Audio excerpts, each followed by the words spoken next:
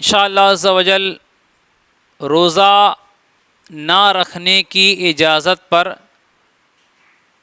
مبنی 33 پیرے درس کیے جائیں گے انشاءاللہ. مگر وہ مجبوری ختم ہو جانے کی صورت میں ہر روزے کے بدلے ایک روزہ قضا رکھنا ہوگا. یہ جو روزے چھوڑنے کی کنڈیشن آئے گی. نمبر 1، مسافر کو روزہ رکھنے یا نہ رکھنے کا اختیار ہے، چاہے تو روزہ رکھے چاہے نہ رکھے. نمبر 2، اگر خود اس مسافر کو اور اس کے ساتھ والے کو روزہ رکھنے میں ضرر یعنی نقصان نہ پہنچے تو روزہ رکھنا سفر میں بہتر ہے، اور اگر دونوں یا ان میں سے کسی ایک کو نقصان ہو رہا ہو تو روزہ نہ رکھنا بہتر ہے. اگر 2 لوگ سفر کر رہے ہیں اور دونوں میں سے کسی ایک کو یا دونوں کو نقصان پہنچنے کا اندیشہ ہو تو روزہ نہیں رکھنا بہتر ہے، اور اگر ان کو نقصان پہنچنے کا اندیشہ نہیں ہے تو دونوں کے لیے روزہ رکھنا بہتر ہے. نمبر 3، مسافر نے ظہوائے کبریٰ سے پیشتر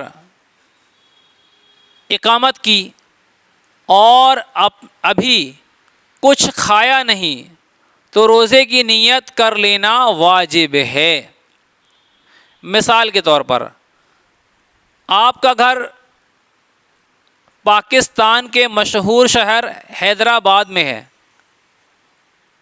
اور آپ باب المدینہ کراچی سے حیدرآباد کے لیے چلے اور صبح 10 بجے پہنچ گئے، اور صبح صادق کے بعد راستے میں کچھ کھایا پیا نہ تھا تو اب روزے کی نیت کر لیجئے. یعنی صبح سے اگر صبح صادق سے لے کر کے آپ جہاں جا رہے ہیں تو 10-11 بجے تک اگر آپ پہنچ رہے ہیں تو ظہوائے کبریٰ کا وقت لگنے سے پہلے اگر آپ وہاں پہنچ رہے ہیں اور اگر کچھ کھایا پیا نہیں ہے اس درمیان میں تو روزے کی نیت کر لیجئے، یہ واجب ہے اس کے لیے. ظہوائے کبریٰ کا وقت لگنے سے پہلے اگر پہنچ جائے. ہاں، اپنے یہاں وقت کا الگ الگ علاقوں کے اعتبار سے رہتا ہے، ہر شہر کا الگ الگ ٹائم ہوتا ہے. نمبر 4، دن میں اگر سفر کیا تو اس دن کا روزہ چھوڑ دینے کے لیے آج کا سفر اجر نہیں. البتہ اگر دوران سفر توڑ دیں گے تو کفارہ لازم نہ آئے گا مگر گناہ ضرور ہوگا اور روزہ قضا کرنا فرض رہے گا. نمبر 5، اگر سفر شروع کرنے سے پہلے توڑ دیا، روزہ سفر شروع کرنے سے پہلے توڑ دیا پھر سفر کیا تو اگر کفارے کے شرائط پائے گئے تو کفارہ بھی لازم آئے گا. نمبر 6، اگر دن میں سفر شروع کیا اور دوران سفر روزہ توڑا نہ تھا اور مکان پر کوئی چیز بھول گئے تھے، اسے لینے واپس آئے اور اب اگر آ کر روزہ توڑ ڈالا تو شرائط پائے جانے کی صورت میں کفارہ بھی واجب ہے. اگر دوران سفر ہی توڑ دیا ہوتا تو صرف قضا رکھنا فرض ہوتا، جیسا کہ نمبر 4 میں گزرا. نمبر 7، کسی کو روزہ توڑ ڈالنے پر مجبور کیا گیا ہو تو روزہ توڑ سکتا ہے، مگر صبر کیا تو اجر ملے گا. سبحان اللہ. نمبر 8، سانپ نے ڈس لیا اور جان خطرے میں پڑ گئی تو روزہ توڑ دیں نمبر 9، جن لوگوں نے ان مجبوریوں کے سبب روزہ توڑا ان پر فرض ہے کہ ان روزوں کی قضا رکھیں، اور ان قضا روزوں میں ترتیب فرض نہیں، لہذا اگر ان روزوں کی قضا کرنے سے قبل یعنی پہلے نفل روزے رکھے تو یہ نفلی روزے ہو گئے، مگر حکم یہ ہے کہ عذر جانے کے بعد آئندہ رمضان المبارک کے آنے سے پہلے قضا رکھ لیں۔ حدیث پاک میں فرمایا جس پر گزشتہ رمضان المبارک کی قضا باقی ہے اور وہ نہ رکھے اس کے اس رمضان المبارک کے روزے قبول نہیں ہوں گے۔ اللہ اکبر۔ تو اللہ نہ کرے اگر ہم میں سے کسی کے روزے پچھلے رمضان کے ہیں تو کیا کریں، یعنی یہ تو ابھی تو رمضان چل رہا ہے، یعنی آئندہ میں کبھی بھی دھیان رکھے گا، یعنی کسی کے روزے پہلے کے چھوٹے ہوئے ہوں تو اگلا رمضان آنے سے پہلے ان روزوں کی قضا کر لیں۔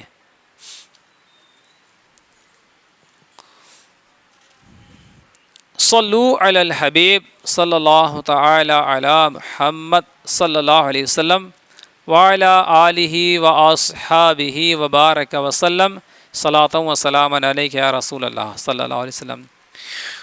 اگر وقت گزرتا گیا اور قضا روزے نہ رکھے یہاں تک کہ دوسرا رمضان شریف آ گیا تو اب قضا روزے رکھنے کی بجائے پہلے اسی رمضان المبارک کے روزے رکھ لیجئے، قضا بعد میں رکھ لیجئے۔ بلکہ اگر غیر مریض و مسافر نے قضا کی نیت کی جب بھی قضا نہیں بلکہ اسی رمضان شریف کے روزے ہیں۔ نمبر 10،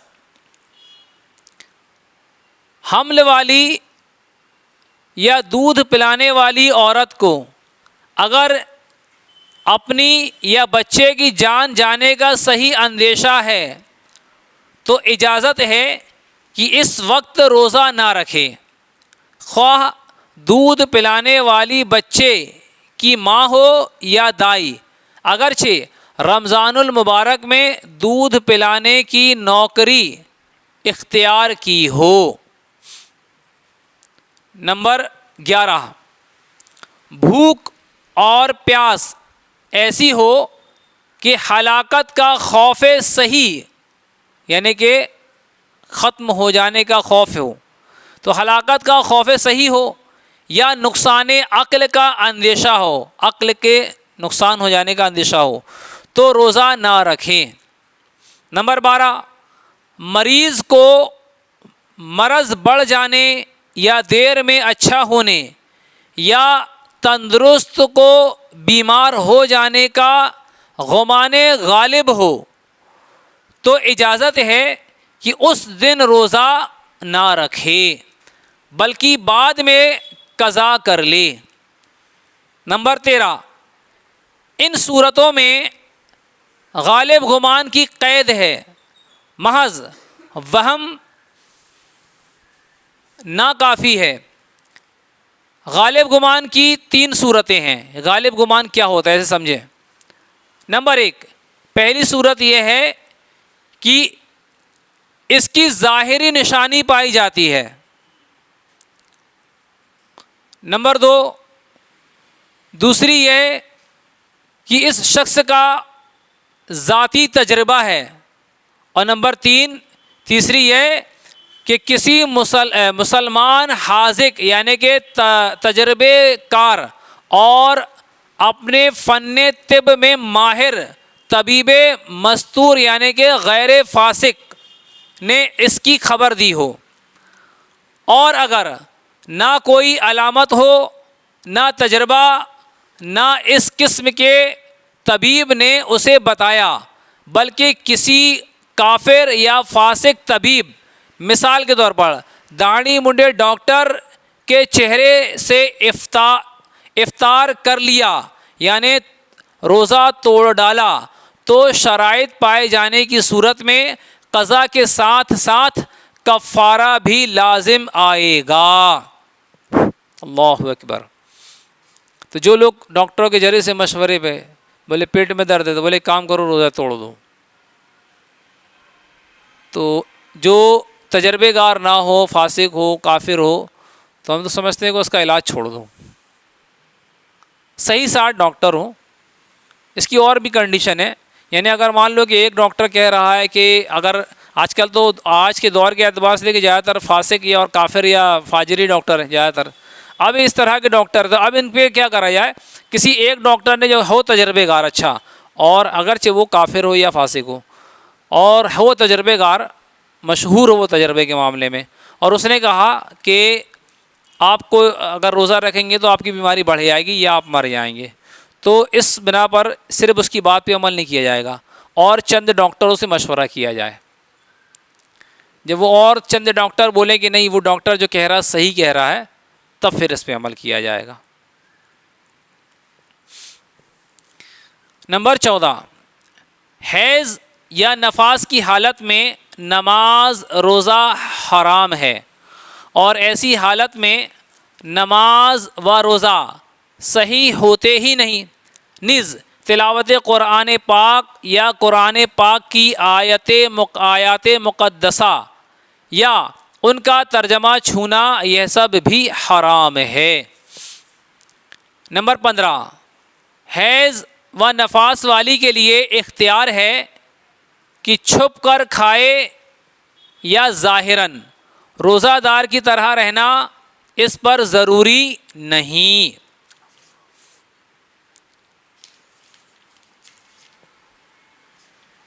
نمبر 16، اگر چھپ کر کھانا بہتر ہے، مگر چھپ کر کھانا بہتر ہے خصوصاً حیضہ والی کے لیے، تو یہ حیضہ والی یعنی جو عورتوں کے تعلق سے ذکر ہوا، اگر اس طرح کی عورت ہیں اور وہ ناپاکی کی حالت میں ہے اور ان پر روزہ نہیں ہے، تو اس بنا پر کو اختیار تو ہے، لیکن ان کے لیے بہتر کیا ہے کہ وہ چھپ کر کے کھائیں، لیکن ان کو اختیار ہوتا ہے چاہے وہ کھلے عام کھائیں یا چھپ کر کے کھائیں، بہتر کیا ہے چھپ کر کے کھائیں۔ اور نمبر 17، شیخ فانی یعنی وہ معمر بزرگ جن کی عمر اتنی بڑھ چکی ہے کہ اب وہ بیچارے روز بروز کمزور ہی ہوتے چلے جائیں گے، جب وہ بالکل ہی روزہ رکھنے سے عاجز ہو جائیں، یعنی نہ اب رکھ سکتے ہیں اور نہ آئندہ روزے کی طاقت آنے کی امید ہے، انہیں اب روزہ نہ رکھنے کی اجازت ہے۔ ایسا ضعیف، ایسا کمزور آدمی ایسی عمر کو پہنچ گیا ہو، بوڑھا ہو گیا ہو، اور ابھی اس کے شریر میں اتنی طاقت نہیں ہے کہ وہ روزہ رکھ سکے، اور آئندہ بھی پکی امید ہے کہ آئندہ بھی وہ روزہ کبھی نہیں رکھ سکے گا، اتنا کمزور وہ ہو چکا ہے، اور اسی حالت میں اسے موت واقع ہو جائے، تو اس کے لیے اب اجازت ہے کہ وہ روزہ نہ رکھے، ایسے بیمار کے لیے، کمزور کے لیے۔ لہذا اسے ہر روزے کے بدلے میں، جو ایسی عمر کو پہنچ گیا ہو، تو اسے ہر روزے کے بدلے میں بطور فدیہ ایک صدقہ فطر، یعنی صدقہ فطر کی جو مقدار ہے 2.25 سیر، یعنی تقریباً 2 کلو 50 گرام گیہوں یا اس کا آٹا یا ان گیہوں کی رقم ہے کی مقدار مسکین کو دے۔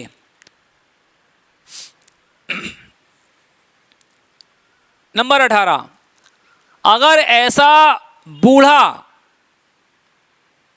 ایسا بوڑھا گرمیوں میں روزے نہیں رکھ سکتا تو نہ رکھے، مگر اس کے بدلے سردیوں میں رکھنا فرض ہے۔ جیسے ایسا کوئی ضعیف العمر کا آدمی ہو، بڑی عمر کا آدمی ہو، کمزور ہو، اور گرمی کے روزے وہ نہیں رکھ پائے گا، پکا معلوم ہے کہ نہیں رکھ پائے گا، تو اب کیا کرے، وہ گرمیوں میں نہ رکھے لیکن سردیوں میں رکھنا پڑے گا ایسے روزے، کیونکہ معاف نہیں۔ رمضان المبارک کے روزے ہم پر کیا ہیں؟ فرض ہیں، یہ معاف نہیں ہوں گے اس طرح سے نا۔ نمبر 19، اگر فدیہ دینے کے بعد روزہ رکھنے کی طاقت آ گئی، فدیہ تو دے دیا اور اب شریر میں طاقت آ گئی، اللہ تعالیٰ نے طاقت عطا کر دی، تو دیا ہوا فدیہ صدقہ نفل ہو گیا، نفلی ہو گیا ہے نا، ان روزوں کی قضا رکھیں۔ جو روزے کا فدیہ آپ نے دیا ہے، انہوں نے دیا ہے جنہوں نے، یعنی جس کے لیے حکم ہو رہا ہے، تو اسے ان روزوں کو رکھنا پڑے گا۔ نمبر 20، یہ اختیار ہے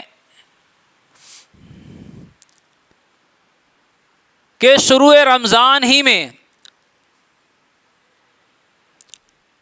پورے رمضان کا ایک دم فدیہ دے دیں یا آخر میں، یعنی جو فدیہ دینے کا جیسا ابھی سنا آپ نے اوپر کہ ایسی عمر والا آدمی جو ابھی کمزور ہے اور آئندہ بھی وہ صحت یاب نہیں ہوگا، یعنی طاقت نہیں آئے گی اس کے شریر میں جو روزہ رکھ سکے، تو اس کے لیے اختیار ہے کہ چاہے تو 30 دن کا فدیہ شروع میں دے دے اکٹھا، یا آخر میں دے دے،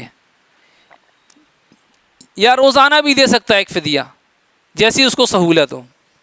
واللہ عالم و رسولہ عالم۔ نمبر 21، فدیہ دینے میں یہ ضروری نہیں کہ جتنے فدیے ہوں اتنے ہی مساکین کو الگ الگ دیں، بلکہ ایک ہی مسکین کو کئی دن کے بھی دیے جا سکتے ہیں، یعنی مسکین اگر ایک ہو، ایسا نہیں ہے کہ 30 فدیے ہیں تو 30 الگ الگ لوگوں کو دیا جائے، ایسا ضروری نہیں ہے، یہ 30 فدیے پورے ایک ہی آدمی کو بھی دے سکتے ہیں، ہے نا، یہ اس کے لیے حکم ہے، یعنی اس پہ قید نہیں ہے کہ وہ الگ الگ آدمی کو دے۔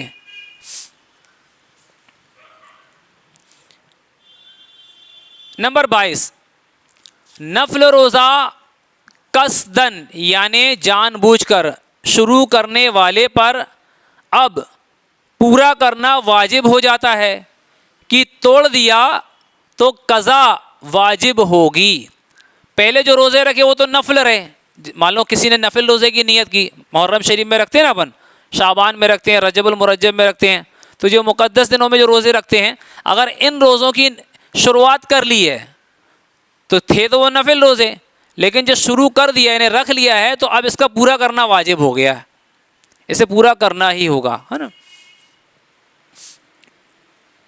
نمبر 23، اگر آپ نے یہ گمان کر کے روزہ رکھا کہ میرے ذمے کوئی روزہ ہے، مگر روزہ شروع کرنے کے بعد معلوم ہوا کہ مجھ پر کسی قسم کا کوئی روزہ نہیں ہے، اب اگر فوراً توڑ دیا تو کچھ نہیں، اور یہ معلوم کرنے کے بعد اگر فوراً نہ توڑا تو اب نہیں توڑ سکتے، اگر توڑیں گے تو قضا واجب ہوگی۔ امید ہے سمجھ میں آ گیا ہوگا آپ کے۔ کوئی روزہ اس نے مثال کے طور پر اس کو لگ رہا ہے کہ میرا کوئی روزہ چھوٹا ہوگا، اور اس نے یہ ہے روزہ رکھ لیا، اور روزہ رکھنے کے بعد اسے پتہ چلا فوراً کہ وہ روزہ تو میں نے رکھ لیا تھا، فوراً اگر توڑ دیتا ہے تو کوئی حرج نہیں، لیکن اگر کچھ دیر کر لیتا ہے بعد میں اگر توڑتا ہے تو اس روزے کو اس کو دوبارہ رکھنا ہوگا جو توڑا ہے اس نے۔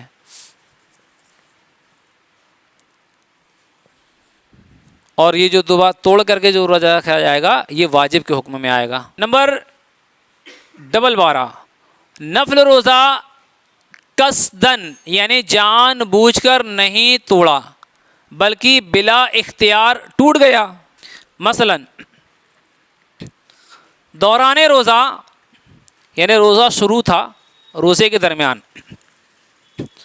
دوران روزہ عورت کو حیض آ گیا،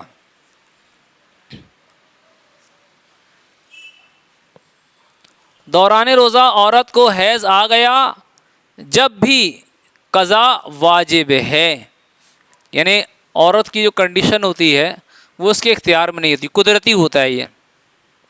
اب اس نے روزہ شروع کیا اور اس کو روزے کے درمیان میں حیض آ گیا، اور جب حیض آ گیا تو وہ روزہ تو اس کا گیا، لیکن اسے جو ہے اس روزے کو رکھنا ہوگا بعد میں۔ نمبر 25، عید الفطر یا بقرعید کے 4 دن یعنی کہ 10، 11، 12، 13 ذوالحجۃ الحرام میں سے کسی بھی دن کا روزہ نفل رکھا تو چونکہ ان 5 دنوں میں روزہ رکھنا حرام ہے، لہذا ان روزوں کا پورا کرنا واجب نہیں، نہ اس کے توڑنے پر قضا واجب، بلکہ اس کا توڑ دینا ہی واجب ہے۔ اور اگر ان دنوں میں روزہ رکھنے کی منت مانی تو منت پوری کرنی واجب ہے، مگر ان دنوں میں نہیں بلکہ اور دنوں میں۔ اب جو لوگ عید کے دن، بقرعید کے دن ایک سسٹم ہے نا کہ وہ قربانی کے بعد کچھ کھائیں گے، یہ تو ثابت بھی ہے روایتوں میں سے، ہے نا، لیکن جو یہ کہتے ہیں کہ نہیں کھانا ہے اور نہیں کھائیں گے تو ایک روزے کے برابر کا ثواب ہے، تو یہ بات سمجھ میں، اس دن تو روزہ رکھنا ہی کی اجازت ہی نہیں ہے نا بھائی، سال کے 5 دنوں میں روزہ رکھنے کی اجازت نہیں ہے، تو کیسے آپ کو روزے کا ثواب ملے گا اس میں؟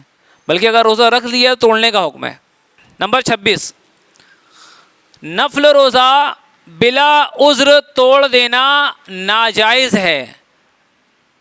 مہمان کے ساتھ اگر میزبان نہ کھائے گا تو اسے ناگوار ہوگا، یا مہمان اگر کھانا نہ کھائے گا تو میزبان کو اذیت یعنی کہ تکلیف ہوگی، تو نفل روزہ توڑ دینے کے لیے یہ عذر ہے، یعنی ان کنڈیشن پہ روزہ توڑ سکتا ہے۔ اگر مہمان ان کی یعنی اگر بندہ روزے سے ہے تو اس کو اذیت ہو رہی، کھانا نہیں کھا رہا ہے، یا بندے کو اذیت ہوگی مہمان اگر صحیح سے نہیں کھائے گا، تو اس کنڈیشن میں یہ عذر پایا جا رہا ہے، تو نفل روزہ توڑ سکتا ہے۔ کون سا روزہ؟ نفل توڑ سکتا ہے۔ شریعت کو احترام مسلم کا کس قدر لحاظ ہے، بشرطے کہ یہ بھروسہ ہو کہ اس کی قضا رکھ لے گا اور زہوہ کبریٰ سے پہلے توڑ دے، بعد کو نہیں، یعنی اگر زہوہ کبریٰ کے پہلے کی یہ کنڈیشن پائی گئی تو روزہ توڑ دے، اور اگر زہوہ کبریٰ کا وقت لگ گیا تو اب یہ روزہ نہ توڑے، اور لیکن اگر پہلے توڑ دیا ہے تو یہ بات کا دھیان رکھنا ہے کہ جو روزہ توڑا ہے اسے بعد میں سے رکھنا پڑے گا، کیونکہ روزہ شروع کر دیا تھا تو اب اس کے لیے پورا کرنا واجب ہو گیا۔ نمبر 27، دعوت کے سبب زہوہ کبریٰ سے پہلے روزہ توڑ سکتا ہے، جبکہ دعوت کرنے والا محض اس کی موجودگی پر راضی نہ ہو اور اس کے نہ کھانے کے سبب ناراض ہو، بشرطے کہ یہ بھروسہ ہو کہ بعد میں رکھ لینا، لہذا اب روزہ توڑ لے اور اس کی قضا رکھے۔ لیکن اگر دعوت کرنے والا محض اس کی موجودگی پر راضی ہو جائے اور نہ کھانے پر ناراض نہ ہو تو روزہ توڑنے کی اجازت نہیں۔ توجہ ہے آپ لوگ کی؟ سمجھ میں آ رہا ہے مسئلہ کیا ہے؟ کیا مسئلہ ہوا ابھی؟ کیا ذکر ہوا؟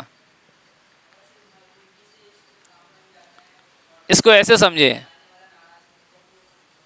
یہ شخص نے اسے دعوت دی کہ آپ ہمارے یہاں گھر میں تشریف لائیے، اور اس نے روزہ رکھا ہوا ہے، اور اس کو معلوم ہے کہ اگر اس کے یہاں جائیں گے ہم، یہ اس کو معلوم ہے کہ اس کے یہاں جائیں گے اور اس بندے کے یہاں جائیں گے اور کھانا نہیں کھائیں گے تو اس کو برا لگے گا، اور یہ اس بات پہ راضی نہیں، یہ چاہتا ہے کہ آپ ہمارے یہاں آؤ اور کھانا بھی کھاؤ، تو اس کے لیے اجازت ہوگی زہوہ کبریٰ سے پہلے کا اگر وقت ہے تو روزہ توڑ دے۔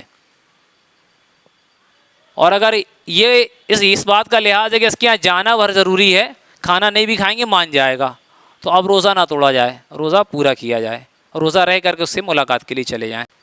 نمبر 28، نفل روزہ زوال کے بعد ماں باپ کی ناراضگی کے سبب توڑ سکتا ہے۔ اگر ماں باپ ناراض ہوں تو ماں باپ کی ناراضگی کی بنا پر زوال کے بعد نفل روزے کو توڑ سکتا ہے. کون سے روزے کو؟ نفل روزے کو توڑ سکتا ہے. اور اس میں عصر سے پہلے تک توڑ سکتا ہے، بعد عصر نہیں. لیکن یہ ماں باپ کا حکم الگ ہے. نمبر 29، عورت بغیر شوہر کی اجازت کے نفل اور منت اور قسم کے روزے نہ رکھے، اور رکھ لیے تو شوہر توڑوا سکتا ہے، مگر توڑے گی تو قضا واجب ہوگی، مگر اس کی قضا میں بھی شوہر کی اجازت درکار ہے. جب وہ اجازت دے گا تب روزے رکھ سکتی ہے. یا شوہر اور اس کے درمیان جدائی ہو جائے، یعنی طلاق بائن. طلاق بائن اس طلاق کو کہتے ہیں جس سے بیوی نکاح سے باہر ہو جاتی ہے. اب عورت رجوع نہیں کر سکتا، اب شوہر رجوع نہیں کر سکتا،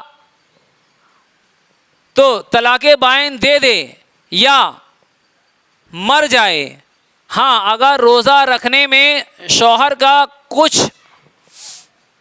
حرج نہ ہو، اگر شوہر کا کچھ حرج نہ ہو، مثال کے طور پر وہ سفر میں ہے یا بیمار ہے یا احرام میں ہے، تو ان حالتوں میں بغیر اجازت کے بھی قضا رکھ سکتی ہے، بلکہ وہ منع کرے جب بھی رکھ سکتی ہے.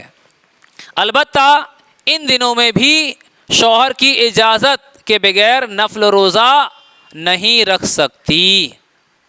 صلو علی الحبیب صلی اللہ علیہ وسلم. بس یہ مختصر بچا ہے، اسے کمپلیٹ کر دیتا ہوں انشاءاللہ.